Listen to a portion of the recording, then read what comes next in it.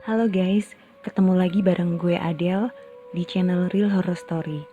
Dimana di channel ini akan menceritakan tentang kisah-kisah mistis berdasarkan pengalaman nyata atau real story. Dan sebelum gue lanjut, silakan klik tombol like dan juga subscribe bagi kalian yang belum subscribe. Dan juga klik tombol lonceng supaya kalian akan mendapatkan notifikasi jika ada video-video terbaru dari Real Horror Story. Dan juga jangan lupa untuk komen serta share jika kalian suka dengan channel gue ini. Cerita ini terjadi sekitar tahun 2000-an ya. Waktu itu kakak gue masih kuliah di Jogja. Jadi dia ngekos di sana. Terus gue kan kadang-kadang nih main ke sana gitu ya, kalau lagi libur gitu gue sering pergi ke Jogja terus nginep di kosannya dia kayak gitu. Nah kalau gue nginep di kosannya dia kan, kalau pas dianya lagi kuliah ya udah dia tetap biasa aja sesuai aktivitas dia gitu. Jadi gue sendirian di kos gitu kan.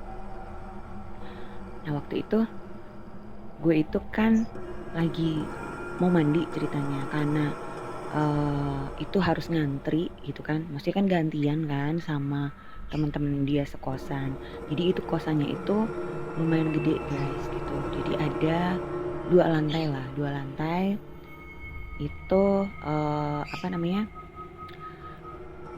dan kosannya itu full gitu, jadi banyak lah anak-anaknya. Terus kamar mandinya itu di luar, kebetulan itu ada sekitar 4 kamar mandi lah gitu. Cuman karena emang anak kosannya itu kan banyak nih, jadi emang kalau pas kebarengan mereka juga di kamar mandi ya mau nggak mau harus gantian gitu kan.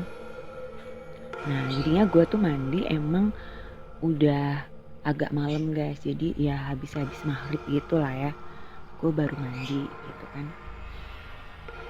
Nah kelar mandi gue kan keluar nih ya dari kamar mandi gitu, gue tuh lihat ada cewek guys itu naik ke lantai 3 gitu.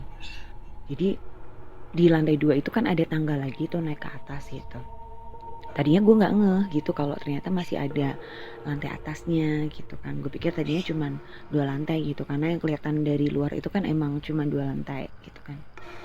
Ternyata ada tangga lagi ke atas gitu, dan gue lihat tuh cewek naik ke atas, karena gue lihat kelebatan rambutnya, dia emang rambutnya panjang gitu kan.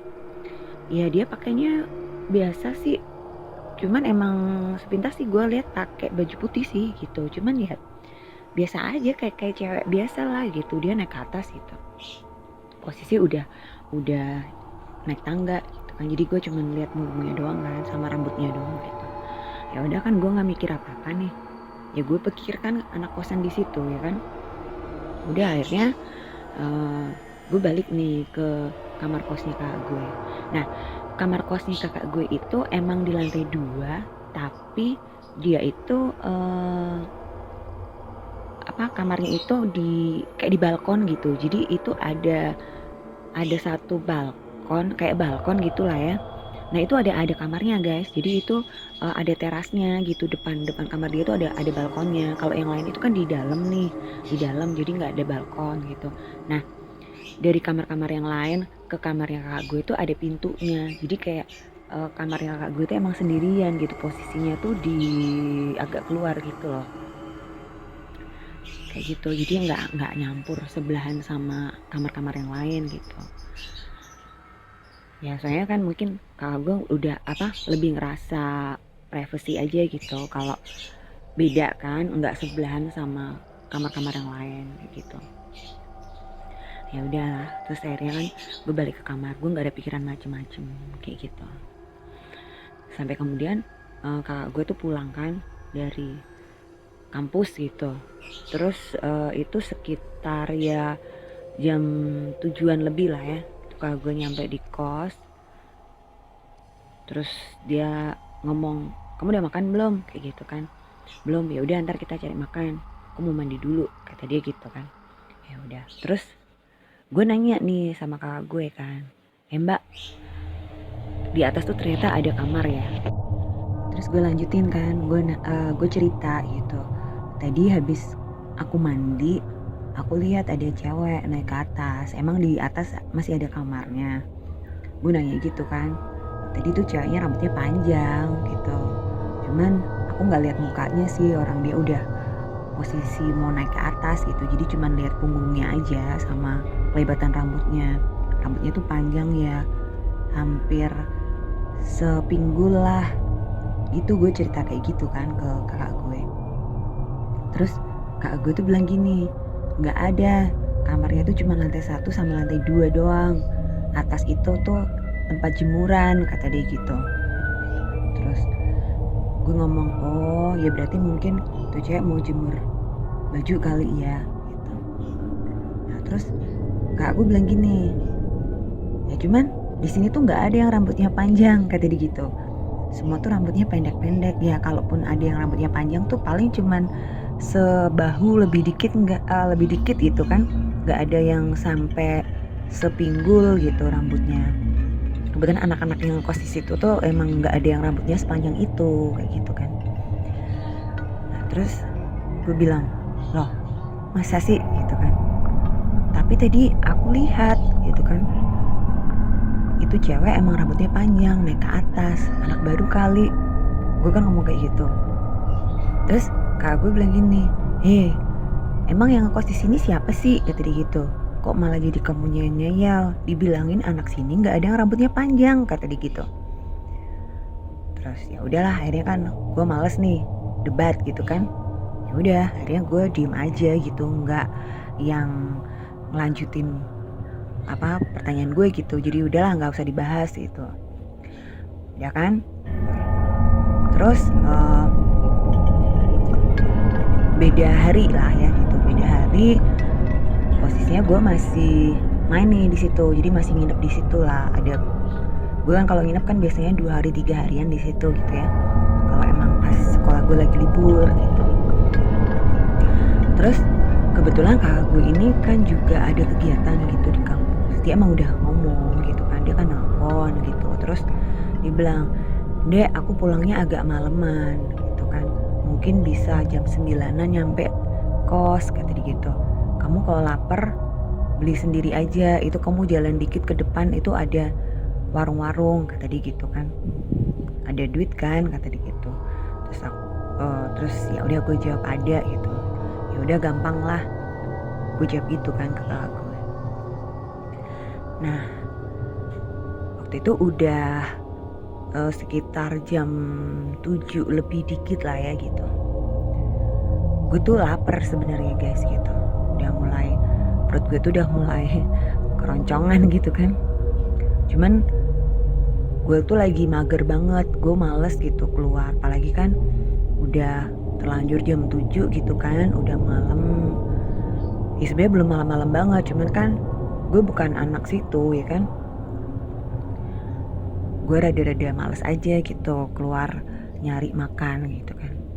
Nah pas gue lagi bingung gitu antara mau nyari makan ke bawah apa nunggu kak gue gitu kan, tau-tau gue denger suara kayak lonceng gitu loh, kerincing. Tahu ini nggak kalau orang jualan sate tuh ya kan, kalau sate yang pakai gerobakan tuh kan biasanya dia pakai lonceng tuh ya, kerincing gitu kan. Nah gue denger nih posisinya itu kalau dari arah suaranya ya, dia kayak dari belakang kosan ke depan gitu. Jadi kan kamarnya kak gue ini kan emang di luar kan ya, jadi di lantai 2 cuman posisinya kan di luar, ada pintu sendiri gitu. Nah jadi kalau gue keluar ke balkonnya otomatis kan langsung bisa ngeliat ke luar gitu kan, ke bawah itu. Emang samping kosnya kakak gue ini kan ada jalan gitu, cuman kan gue nggak pernah ke jalan itu gitu kan. Cuman emang kelihatan gitu dari balkon tuh kelihatan ada jalannya, cuman karena ketutupan tembok jadi yang arah belakang kosannya kakak gue ini nggak kelihatan kayak gitu karena ketutup tembok kayak gitu kan. Cuman emang samping kosannya dia tuh ada jalannya gitu. kayak gang gitu lah ya gitu. Nah gue dengar ada suaranya tuh dari arah belakang kosan gitu. Nah gue kan wah lumayan nih ada sate gitu kan. Jadi kan gue nggak usah repot-repot nih ya jalan sampai depan ke jalan raya gitu cari makan. Nah udah gue langsung keluar kamar nih. Gue berdiri di balkon dulu. Maksud gue kan mau gue teriakin dulu nih biar dia berhenti. Tertinggal gue turun ke bawah kan. Gue keluar lah gitu ke balkon. Terus gue kan ngintip ke bawah gitu. Kok nggak ada tukang satenya gitu kan. Nggak ada tukang satenya. Terus udah hilang aja gitu. Padahal kan tadi gue denger gitu loh. Suaranya kan jelas banget gitu. Nah padahal itu kan jalannya ada jalan lurus ke depan itu. Jadi depan kosannya kakak gue ini emang ada jalan lurus gitu loh. Jadi kelihatan lah gitu kalau dari balkonnya depan kamarnya kakak gue ini kelihatan jalannya. Jadi kalau misal emang tuh tukang sate udah jalan jauh ya, itu pasti kelihatan gitu. Nah ini benar-benar nggak ada tukang satenya gitu. Ya udah gue mikir, lah kok cepet banget ya ngilangnya perasaan. Belum 5 menit yang lalu gitu gue denger suara kerincing-kerincingnya gitu kan. Udah tadi aku mikir kan, alah ya udahlah palingan gue salah dengar, mungkin kan karena malam gitu, jadi mungkin itu sebenarnya tukang satenya nggak ada di situ, cuman gue kayak kedengeran gitu kan karena mungkin suaranya ke bawah angin kan bisa juga nih gitu. Ya gue masih berpikir dengan logis aja kayak gitu. Terus karena gue udah mager juga, akhirnya ya udahlah nggak usah makan lah ya gitu, males gitu. Kalau emang lapar banget ya ntar aja nunggu kakak gue pulang kayak gitu. Nah sekitar jam 8:30 kurang gitu kan, kakak gue telepon nih. Dia bilang, "Dek, udah makan belum?" Kayak gitu kan. Terus gue jawab, "Belum," gitu. "Yaudah mau dibawain apa? Ini mumpung aku lagi di luar nih," gitu. "Sekalian ntar aku beli," katanya gitu. Terus yaudah gue jawab, "Ya udah apa aja lah terserah, ikut," gitu kan. Ya udah akhirnya udah kan kakak gue tutup teleponnya. Terus gue nunggu gitu kakak gue pulang. Beneran sekitar jam 9:30 kurang gitulah kakak gue udah nyampe di kos gitu. Terus kita makan lah bareng kan di kamar gitu. Terus gue bilang, "Mbak, tadi tuh benernya ada sate lewat gitu. Kan aku denger suara ini loncengnya tuh kerincing-kerincing, orang suaranya tuh jelas banget." Ya udah kan, aku langsung keluar nih ke balkon gitu. Cuman aku lihat kok nggak ada yang jual satenya gitu. Terus dia tuh padahal suaranya tuh jelas banget loh, arahnya tuh dari belakang kosan nih, samping temboknya kosan gitu. Jadi dari arah belakang. Nah, terus gue langsung berhenti tuh makannya. Terus dia bilang, "Dari mana suaranya?" Kata dia gitu.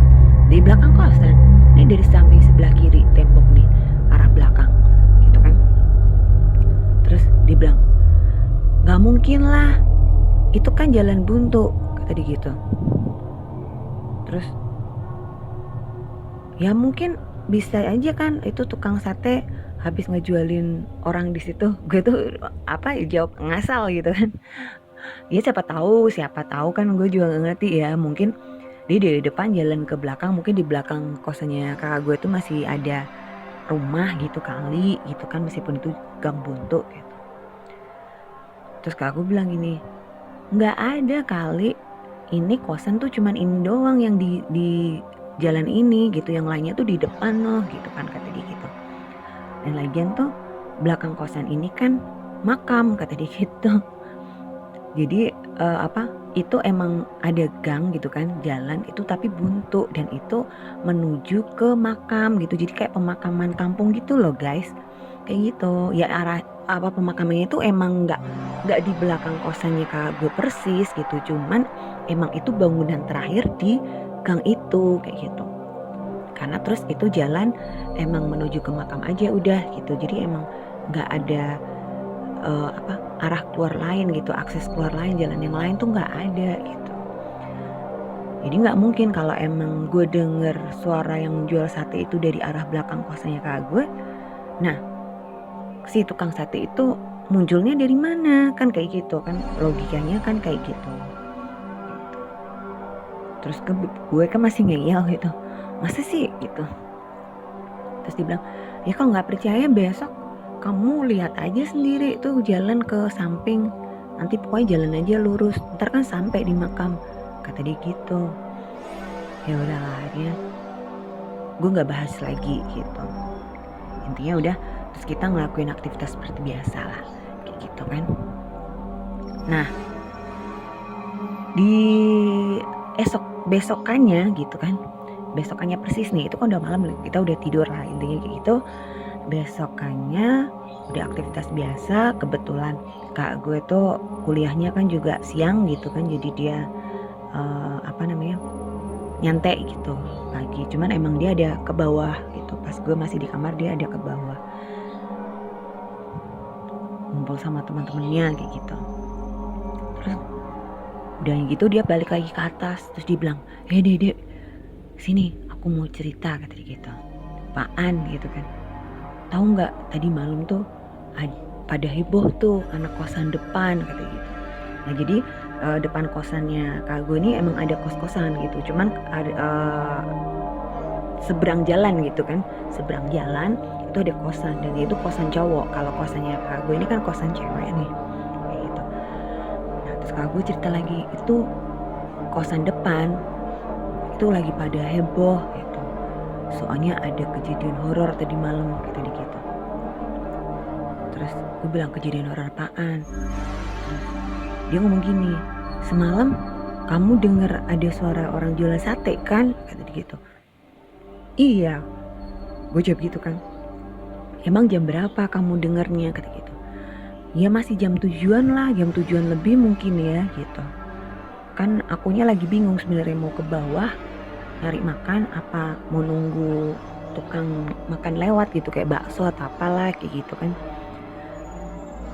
Nah pas lagi bingung gitu, tau-tau ada suara orang jualan sate. Emang sih tukang satenya tuh nggak bilang yang sate enggak kan, emang kalau yang tukang sate pakai gerobakan gitu kan dia nggak pernah ngomong sate kan, udah dari loncengnya aja udah ketahuan gitu itu orang jualan sate kan, kayak gitu kan.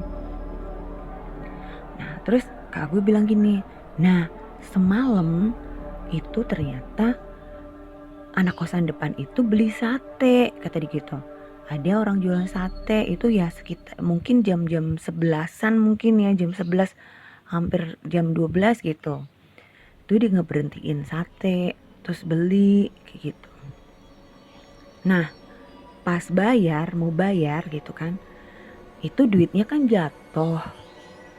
Nah si anak kosan depan, jadi itu kan cowok ya, si masnya ini kan maksud dia kan mau ngambil nih duitnya, kan jatuh ke bawah kayak gitu.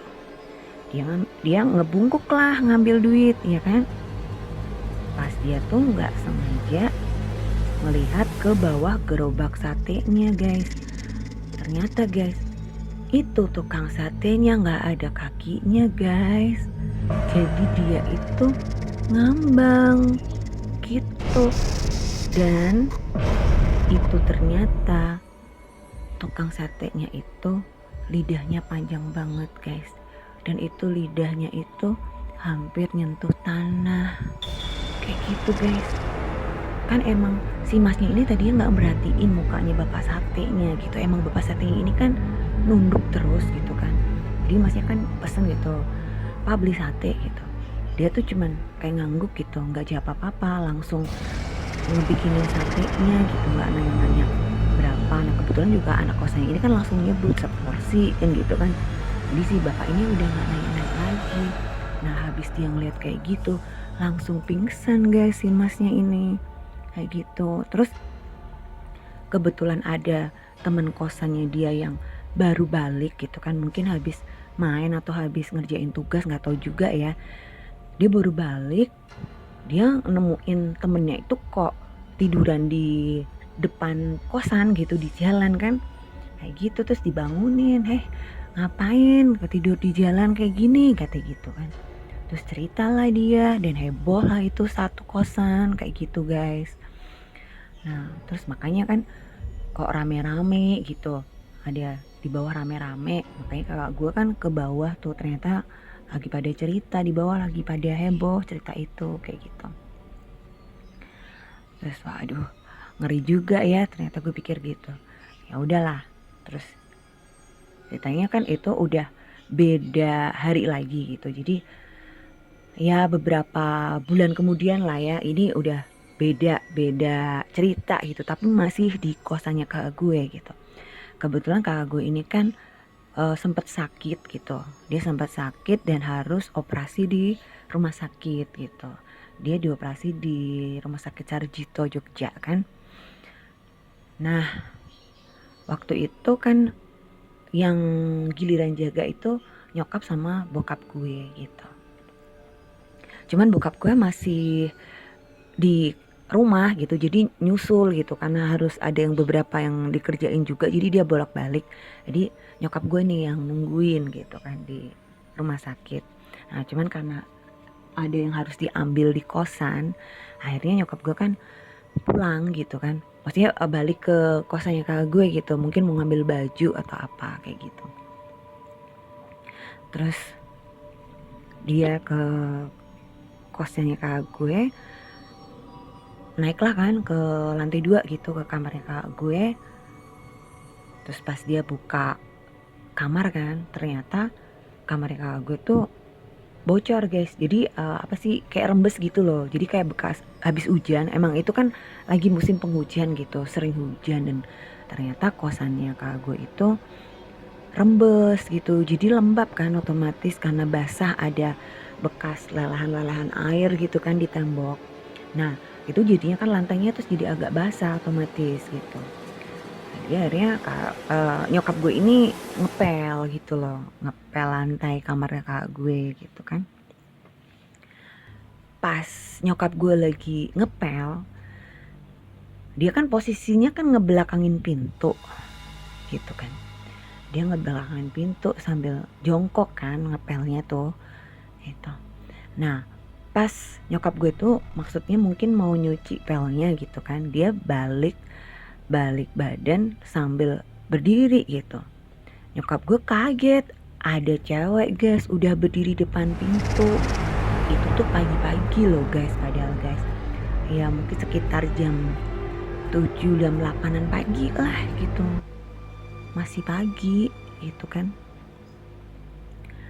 Itu tapi emang sepi gitu, kebetulan sepi, mungkin kan masih pada tidur ya anak-anak kosannya, atau mungkin udah pada berangkat kuliah juga, nggak tahu juga ya. Pokoknya sepi aja gitu suasananya.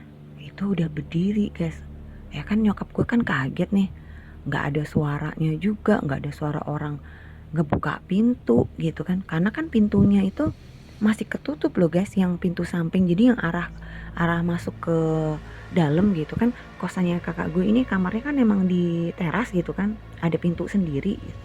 Nah pintu samping yang menuju ke kamar-kamar lain tuh, yang ruangan yang ada kamar-kamarnya banyak itu tuh masih ditutup gitu loh. Emang nggak dikunci sih, cuma ditutup doang gitu. Nah mama gue kini kan nggak denger ada suara pintu dibuka kayak gitu, atau suara langkah kaki orang lah gitu. Nih cewek juga nggak yang ketuk-ketuk pintu atau gimana gitu, enggak. Dia berdiri guys, posisi bawa gelas kayak gitu. Nah nyokap gue kan kaget nih, tapi terus ya udah, dia berusaha menetralisir perasaan kan, orang juga pasti pagi gitu kan. Terus si cewek ini senyum gitu. Kata nyokap gue sih cantik anaknya, rambutnya panjang. Dia bilang, "Bu, boleh minta air?" Kata dia gitu. Terus dia bilang, "Air saya habis," kata dia gitu. Nah nyokap gue kan langsung refleks noleh ke arah galon. Jadi kan di dalam kamar kakak gue ini ada galonnya kan, ada dispenser gitu, ada galonnya. Pas kebetulan airnya habis guys. Ternyata kan kakak gue belum sempat ngisi gitu, belum sempat beli gitu, jadi emang kosong. Terus nyokap gue bilang, "Aduh mbak, maaf ini ternyata airnya juga habis," kata dia gitu. Terus akhirnya si cewek ini bilang, oh ya udah bu, terima kasih, kata dia gitu. Terus dia pergi gitu kan, dia pergi. Nah nyokap gue kan udah nggak merhatiin lagi gitu kan, dia ngelanjutin lah itu ngebersihin kamar kayak gitu. Terus pas dia balik ke rumah sakit gitu kan, dia kan cerita nih sama kakak gue. Dia bilang, temen kamu ada yang anaknya cantik banget ya kayak gitu. Tadi tuh minta air gitu ke mama kata gitu. Tahu-tahu datang ke kamar, kaget mama gitu, nggak kedengaran suaranya, langkah kakinya juga nggak ketuk-ketuk pintu. Mama lagi ngepel, pas balik badan dia udah yang berdiri aja depan pintu, jadi kaget kayak gitu. Bawa gelas lagi mau minta air, cuman pas galonnya di kamar kamu habis, jadi udahlah. Tadi mama kan bilang, maaf nggak ada airnya lah, mau gimana kata gitu kan. Terus kakak gue kan nanya, anaknya kayak gimana? Rambutnya panjang ya sepinggangan lah, kata nyokap gue gitu kan. Terus kakak gue kan kaget kan, terus mama kasih nggak airnya? Terus ya enggak lah, orang di galonnya juga habis, nggak ada air. Terus aduh ya udah mah, untung nggak dikasih, itu tuh bukan temen kosanku, kata dia gitu. Loh masa? Lah terus siapa? Masa orang luar naik ke atas? Ya nggak tahu, itu kosanku tuh nggak ada yang rambutnya panjang, semua tuh rambutnya pendek-pendek ya, kalaupun panjang juga cuman sebahu aja, nggak yang sepinggang itu. Terus mamaku bilang, ya mungkin saudaranya ngekos di situ kali. Ya nggak mungkin juga lah gitu, nggak ada lagi gitu. Lagian kalau emang tuh saudaranya, masa berani banget langsung naik ke atas minta air kayak gitu, nggak mungkin lah. Terus nyokap gue juga bingung, itu siapa kayak gitu kan, nggak ngerti juga kan itu siapa. Nah kalau menurut ciri-cirinya gitu kan, rambutnya panjang, kayaknya sih itu cewek yang sama yang pernah gue lihat pas gue nginep di kosannya kakak gue gitu kan. Waktu gue habis mandi, waktu gue nginep di sana itu, gue keluar kan, gue lihat ada cewek naik ke lantai 3 kan. Cuman kan emang gue nggak lihat mukanya, cuman lihat punggungnya doang sama kelebatan rambutnya. Itu kan rambutnya emang panjang guys, gitu loh, hampir sepantat lah gitu, jadi sepanggul lebih dikit gitu. Jadi dia akan naik ke atas karena rambutnya digerain, jadi kayak apa, kibasan rambutnya tuh ngikutin dia jalan kayak gitu. Nah siapa cewek ini juga nggak ngerti juga guys gitu, itu siapa kayak gitu kan. Terus ya udahlah gitu. Terus ada juga kejadian kan, jadi ada temennya kakak gue gitu, temen kosannya kakak gue. Jadi ini ceritanya kakak gue udah di kosan lagi gitu kan, ini beda waktu lah gitu. Jadi dia kan telepon gitu, dia cerita ke gue gitu kalau ada salah satu teman kosannya dia yang dapat musibah gitu. Jadi dia jatuh dari tangga, ngeglinding gitu guys. Untungnya nih dia cuman bocor aja nih jidatnya gitu, nggak sampai yang patah tulang atau fatal. Kan bahaya kan kalau jatuh dari tangga ya kan, bisa gegar otak loh gitu. Untung dia enggak gitu, cuman kayak pelipisnya tuh berdarah gitu, bocor. Nah kan ditanyain gitu sama teman-teman dia yang lain, gimana sih kok bisa jatuh gitu, kok bisa kepleset, makanya lain kali hati-hati kata gitu kan. Nah terus temen kosannya kakak gue ini bilang, ada yang narik tangan aku, kata dia gitu. Terus siapa? Nggak ngerti, kata dia gitu. Cuman aku ngerasanya kayak ada yang narik, jadi kayak emang ditarik sampai dia jatuh gitu loh guys, ngeguling-guling gitu di tangga kayak gitu ya. Terus jadi emang si temennya kakak gue ini, teman kosnya kakak gue ini ngerasa emang kayak enggak beres gitu. Maksudnya dia jatuh tuh kayak emang ada yang sengaja bikin dia jatuh gitu. Orang dia juga jalannya udah hati-hati gitu kan, cuman dia nggak lihat itu siapa kayak gitu.